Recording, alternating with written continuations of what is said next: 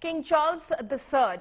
He, in fact, will be crowned king today. Charles III in Britain's biggest ceremonial event for 7 decades. A sumptuous display of pageantry dating back 1,000 years. Charles, who's 74 years old, and his wife Camilla will be crowned at London's Westminster Abbey in a glittering but solemn religious ceremony with traditions which date back to, as I said, 1,000 years, followed by a procession resplendent with pomp and pageantry.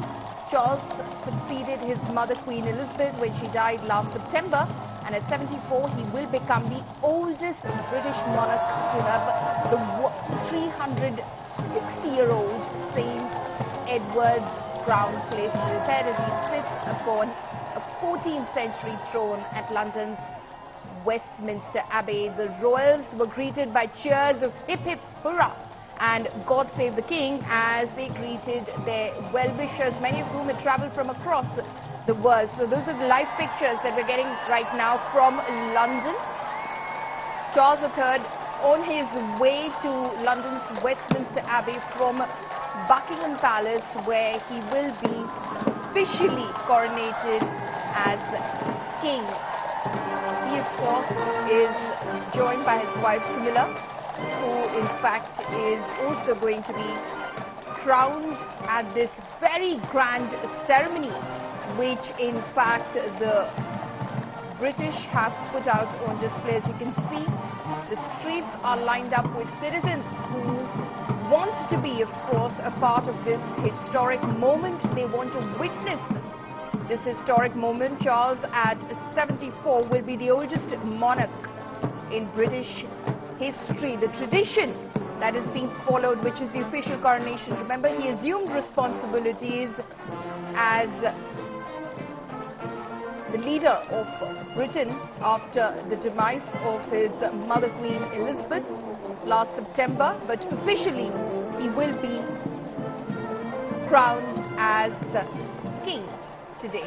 Jonathan Gilbert is joining us live from London today. Jonathan, good afternoon to you from India. We're seeing those images, of course, of Charles III and Camilla making their way to Westminster Abbey. Tell us what happens from here on.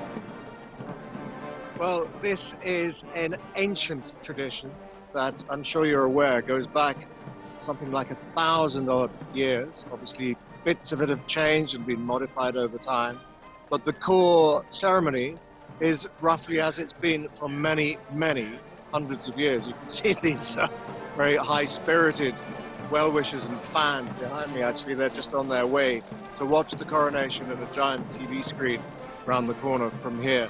But what's currently happening, as you can see on your pictures, the ceremonial coach is making its way up the Mall, this mile-long, iconic road which leads from Buckingham Palace into the heart of Westminster. And when it reaches the end of the Mall at Trafalgar Square, it'll do a sharp right down Whitehall, which is another famous street containing all the major ministries of government. Then eventually it arrives in Parliament Square, does another right, and finally finds itself in the famous historic Westminster Abbey itself, whereupon on the stroke of 11 o'clock, because you know what sticklers for punctuality we British can be, the ceremony will start, the coronation ceremony. Now this is a 2-hour long, fairly arduous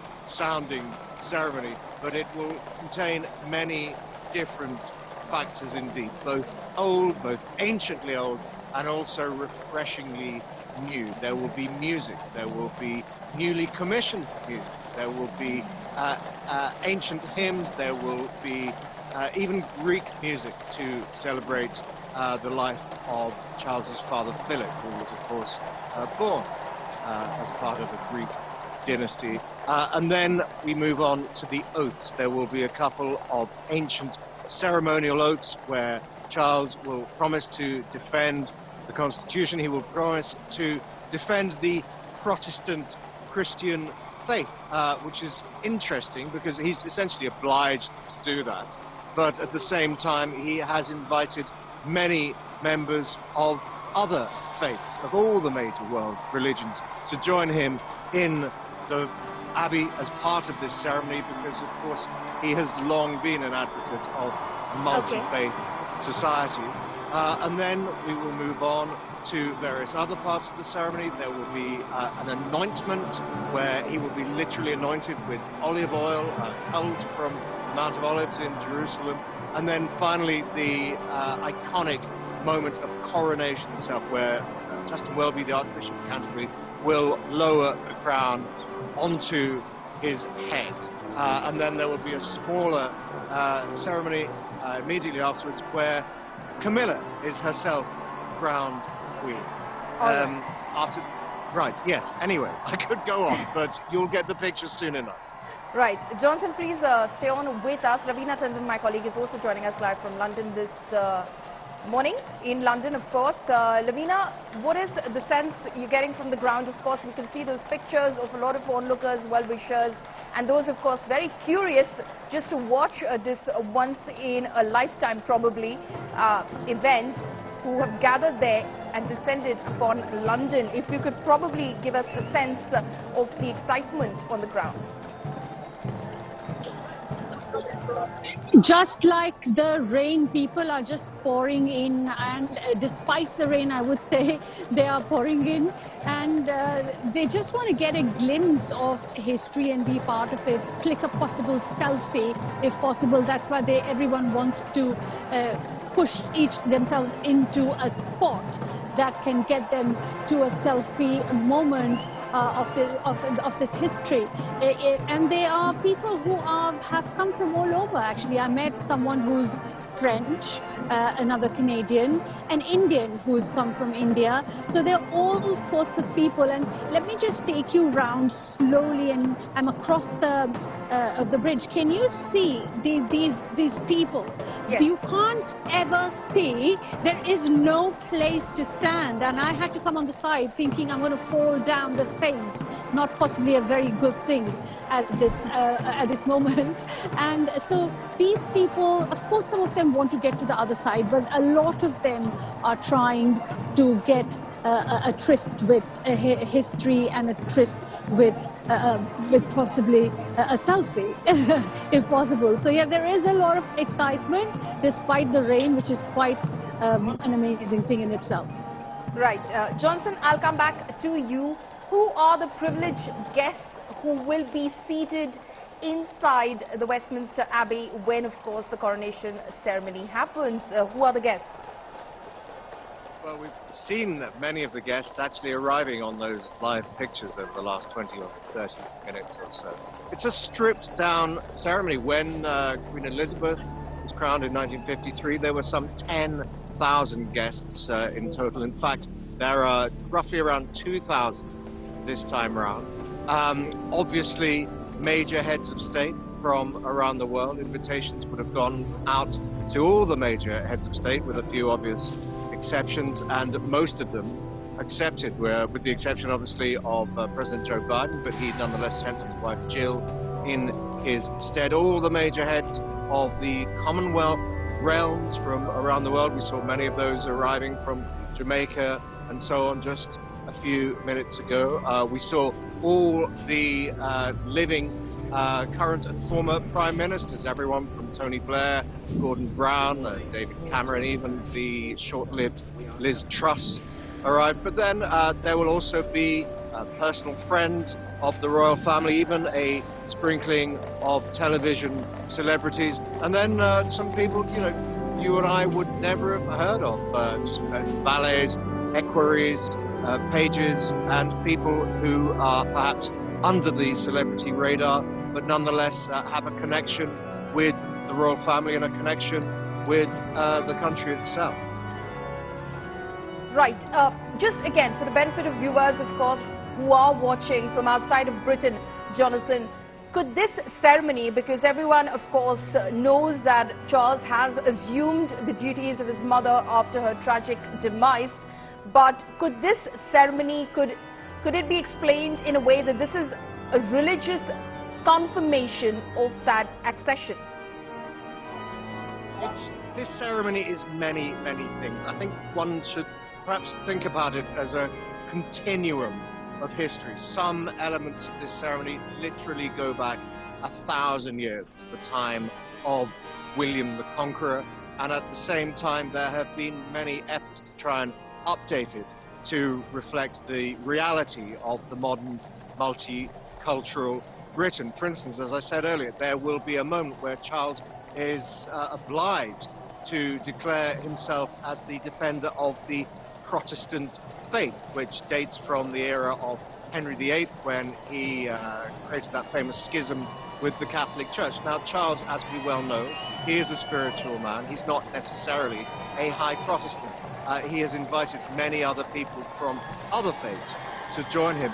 So, in a historical sense, yes, it's a reaffirmation of Protestantism, but in a very real and modern sense, it's an affirmation, I think, merely of spirituality in the broader sense, and also a sense of nationalism, but also very much in the broadest sense. So try and think of it like that. There's another interesting change. For instance, historically, there was a queue of nobles and dignitaries, earls and lords and barons, etc., who historically would kneel and pledge their allegiance to the monarch as part of this ceremony. Now, obviously, the optics of that, one suggests, would look pretty bad.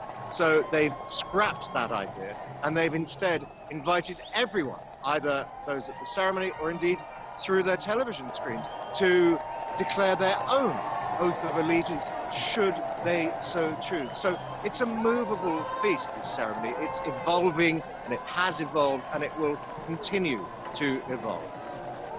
All right, Jonathan, stay on with us. Lavina also continues to be live with us from London. Lavina, also, Rishi Sunak, as Britain's Prime Minister, will be making history as well, we believe, because as a practicing Hindu, he will be doing a reading from the Bible as head of the UK government.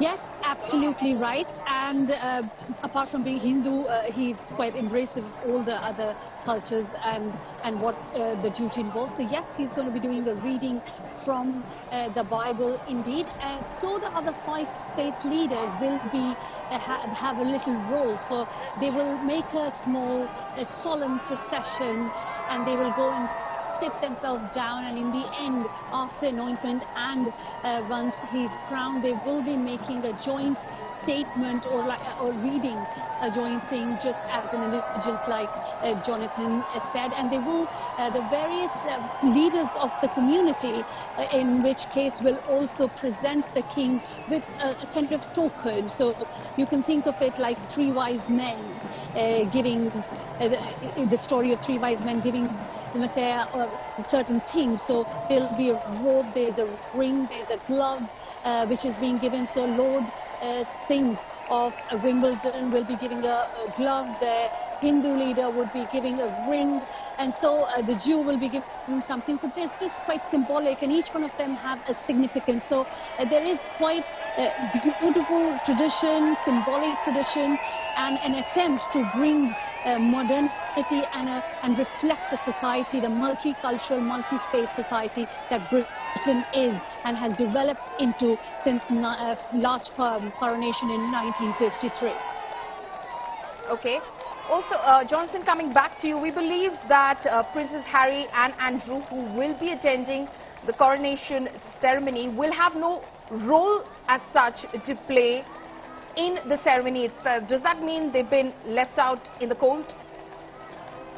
Yeah, that's a very awkward question. Obviously, for differing reasons and differing levels of intensity, both Harry and Andrew find themselves very much on the fringes of the royal family at the moment. I think it was probably wise to invite them, but the level of exposure is likely to be very low indeed. I think a very interesting and intriguing question is, will they be permitted to appear on the balcony itself? Because of course this is one of the iconic moments of any such ritual. It's the royal family appearing on the balcony of Buckingham Palace, both to wave to and receive the adulation of their adoring crowds, but also to witness the military fly past. Now, that balcony photo has often been seen in the past as a sort of coded message, if you like, as to the state of the royal family. For instance,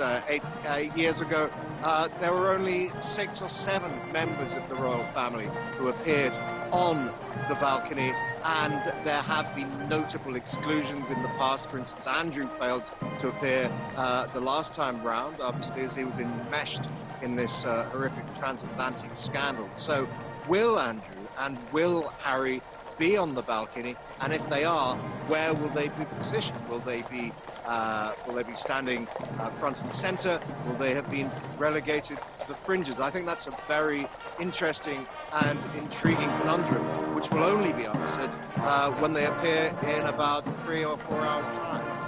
Okay. We'll of course be looking at those images, and we'll see if there is in fact any possibility that Princess Harry and Andrew in fact appear in the balcony after, of course, the ceremony is over and King Charles III and, of course, Camilla make their way back to Buckingham Palace. Lavina is also live with us. Lavina, we believe that this coronation in itself, the ceremony in itself, is just the centerpiece of 3 days of events as such. We believe there's a concert on Sunday evening at the Windsor Castle as well. Yes, that's the after party. So after this whole thing is over, there's time for after party. There's a big lunch, which also kick-starts about 3,000 street parties. It could be more, it could be slightly less, all across the countries, and the King and the Queen will be joining one of the big lunches. So that's the big lunch, and after that, in the evening at 7 p.m. in Windsor, there will be a big concert in which, of course, Sonam Kapoor is taking part as well, along and there are Katy Perry and big names like that. So it is a party time, and everyone will be lunching on streets and will be having a party in the evening. All right. I believe that some of the guests, in fact, have started arriving as well. We're, of course, flooded in social media with some of those images of those like Jill Biden, Katy Perry, who, of course, Lavina just mentioned, will be performing at that concert, which is to happen on Sunday evening at the Windsor Castle. Emma Thompson and Lionel Richie are some of those who are attending this coronation ceremony. Speaking of the ceremony itself, Jonathan, why is it such a curtailed ceremony? Because, like you said, in 1953, when the Queen was coronated, the guest list was probably around 10,000, as you mentioned. This time, it's roughly about 2,000. Why is it on a smaller scale? I think there are many interesting answers to that question.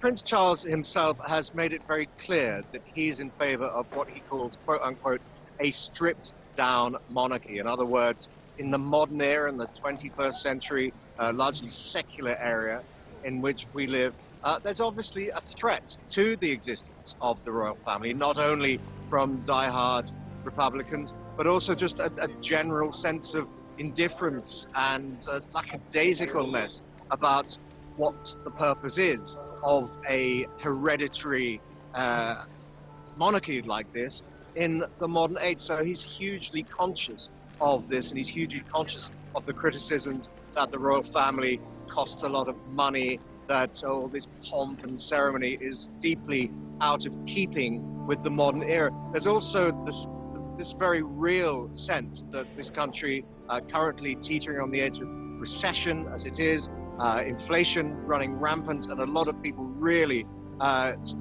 living with a cost of living crisis, living hand to mouth, may find this massive expenditure of pomp and wealth and gold carriages a little distasteful. So I think probably there's a sense that this had to be done. It's traditional, the world expects it, but let's just do it in a slightly more modern fashion. Let's do it in a 21st century manner that isn't going to get too many people to backs up, and perhaps does indeed signal the direction forward for this so-called stripped down monarchy. Okay. Jonathan and Lavina, thank you so much for joining us. We'll, of course, keep coming back to you. Of course, you can see all the attendees who've gathered there at the Westminster Abbey for, of course, that ceremony to begin shortly, while, of course, Charles and his wife Camilla in fact, are en route to the Abbey in the Diamond Jubilee stagecoach drawn by 6 Windsor Grey horses.